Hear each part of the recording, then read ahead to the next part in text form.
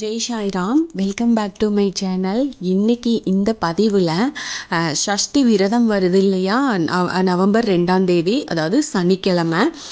நாம் அதில் அந்த விரதத்தில் ஒரு ஒரு சிறந்த விரதம் பார்த்திங்கன்னா மிளகு விரதம் நாம் இருப்போம்.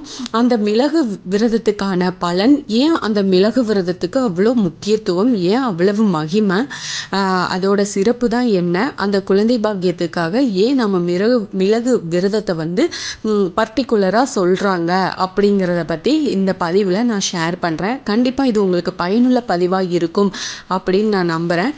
என்னோட சேனலுக்கு தொடர்ந்து சப்போர்ட் பண்ணுங்கள், லைக் பண்ணுங்கள், ஷேர் பண்ணுங்கள், கமெண்ட் பண்ணுங்கள். ப்ளீஸ் மறக்காமல் சப்ஸ்கிரைப் பண்ணுங்கள், பெல் ஐக்கானை கிளிக் பண்ணுங்கள். முருக பக்தர்களுக்கு நாம் கடைபிடிக்கும் மிக முக்கியமான விரதம் பார்த்திங்கன்னா சஷ்டி விரதம். குழந்தை வரம் வேண்டவங்க மகா கந்த சஷ்டி துவங்கி ஒவ்வொரு மாதத்திலையும் வரும் சஷ்டி மற்றும் கிருத்திகையில் விரதம் இருப்பாங்க. இப்படி முருகனை வேண்டி சஷ்டியில் விரதம் இருந்தால் கண்டிப்பாக குழந்தை பாக்கியம் கிடைக்கும் அப்படின்னு சொல்லுவாங்க. இந்த சஷ்டி விரதத்தில் மிக கடுமையான விரதம் மிளகு விரதம் இருந்தால் கண்டிப்பாக குழந்தை பாக்கியம் கிடைக்கும் அப்படின்னு சொல்லுவாங்க.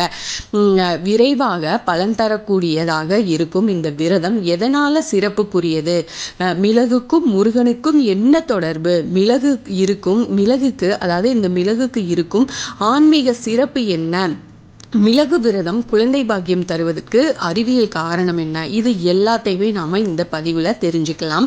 முருகப்பெருமானுக்குரிய விரதங்களில் மிகவும் சக்தி வாய்ந்ததாக இருக்கிறது தான் இந்த சஷ்டி விரதம். இது ஐப்பசி மாதத்தில் அமாவாசைக்கு பிறகு வரும் வளர்ப்பிறை பிரதமை துவங்கி சஷ்டி வரையிலான 7 நாட்கள் இந்த விரதம் இருக்கிறது மிகவும் முக்கியமானதாக இருக்கு. இதை மகா கந்த சஷ்டி விரதம் அப்படின்னு சொல்கிறோம்.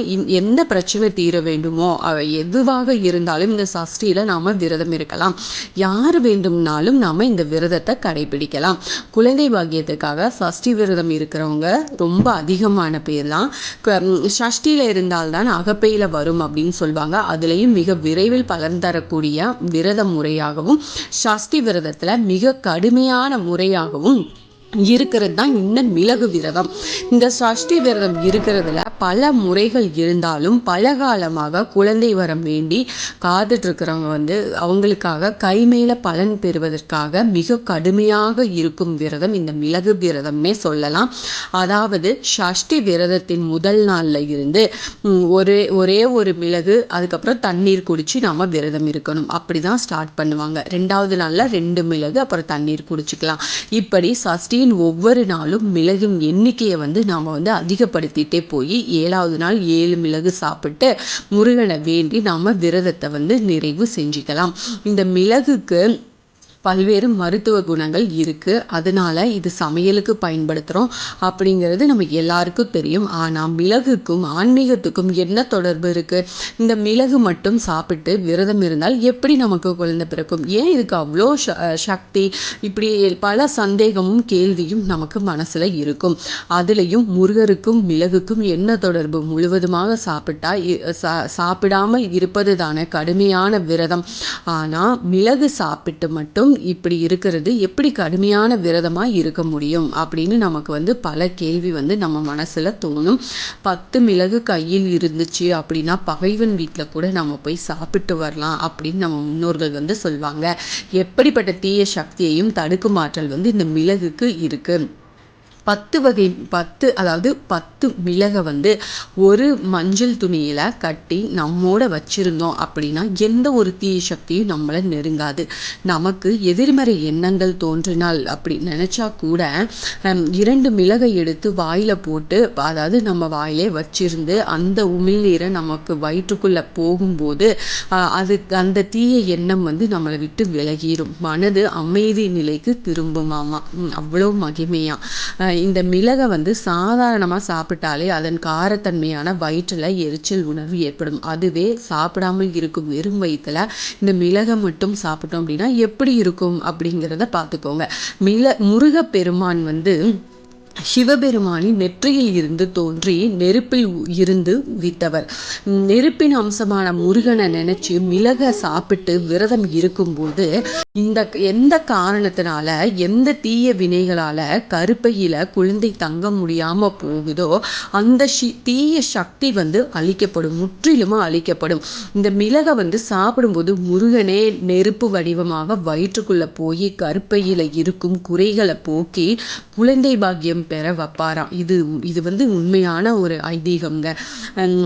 அறிவியல் ரீதியாக பார்க்கும்போது விரதம் இருக்கும்போது நம்முடைய செரிமான உறுப்புகள் ஓய்வெடுக்குது. இதனால ஆற்றல்கள் உயிர் ஆற்றல்களாகவும் நோய் எதிர்ப்பு சக்தியாகவும் மாறுது. உடல் பருமன், கருப்பையில் இருக்கும் பிரச்சனைகள், ரத்தம் தூய்மை அடையும். அதாவது நம்ம ரத்தம் எல்லாமே தூய்மை அடையும், மனம் அமைதி அடையும், நமக்குள்ள இருக்கிற பயம் விலகும், பதற்றம், மன உளைச்சல், கோபம் இது எல்லாமே போகும். அந்த சமயத்துல மிளக சாப்பிடும்போது ரத்தங்கள் இருக்கும் பிரச்சனைகள், கொழுப்பு தொடர்பான பிரச்சனைகள் முழுமையா விரைவாகவும் செயலாற்றும். இதனாலதான் குழந்தை பேர் உண்டாவதற்கான பிரச்சனைகள் குறைஞ்சு குழந்தை பாக்கியம் சீக்கிரமா அவங்களுக்கு கிடைக்குமா. இப்ப உங்களுக்கு தெரிஞ்சிருக்கும் நினைக்கிறேன். நமக்கு முக்கியமா குழந்தை பாக்கியம் இல்லாதவங்களுக்கு இந்த மிளகு விரதம் ஏன் முக்கியம், அதோட சிறப்பு என்ன, அது ஏன் நம்ம அவ்வளோ முக்கியத்துவம் கொடுக்கிறோம், அறிவியல் ரீதியாகவும் ஆன்மீக ரீதியாகவும் இருக்கிற உண்மை இதுதான். இது இப்போ உங்களுக்கு எல்லாருக்குமே புரிஞ்சிருக்கும், தெரிஞ்சிருக்கும் நினைக்கிறேன். உங்களுக்கு தெரியல அப்படின்னா இந்த பதிவை பார்த்து முழுமையாக பார்த்து தெரிஞ்சுக்கிட்டு நீங்கள் அடுத்தவங்களுக்கும் ஷேர் பண்ணுங்கள். இதில் பார்த்து நீங்கள் தெரிஞ்சுக்கோங்க நீங்கள் என்ன விரதம் இருக்கணும், நீங்கள் எதுக்காக மிளகு விரதம் இருக்க போகிறீங்க. கண்டிப்பாக குழந்தை பாக்கியத்துக்காக விரதம் இருக்கிறவங்களா இருந்தால் இந்த பயன் உங்களுக்கு பயனுள்ளதாக இருக்கும். ரொம்பவே கண்டிப்பாக மிளகு விரதம் இருங்க. அந்த முருகப்பெருமானே உங்களுக்கு குழந்தையாக பிறப்பார். கண்டிப்பாக நல்லதே நடக்கும். இந்த பதிவு உங்களுக்கு பிடிச்சிருக்கும், உங்களுக்கு பயனுள்ளதாக இருக்கும் அப்படின்னு நான் நம்புகிறேன். நல்லபடியாக விரதம் இருங்க. உங்களோட வேண்டுதல் எல்லாமே நிறைவேறட்டும்னு நானும் முருகப்பெருமான் கிட்ட வேண்டிக்கிறேன். என்னோட சேனலுக்கு தொடர்ந்து சப்போர்ட் பண்ணுங்க, லைக் பண்ணுங்க, ஷேர் பண்ணுங்க, கமெண்ட் பண்ணுங்க. மறக்காம சப்ஸ்கிரைப் பண்ணுங்க, பெல் ஐகானை கிளிக் பண்ணுங்க. இது போல எனக்கு தெரிஞ்ச ஆன்மீக பதிவுகள் எல்லாமே உங்ககிட்ட நான் ஷேர் பண்ணிக்கிறேன்.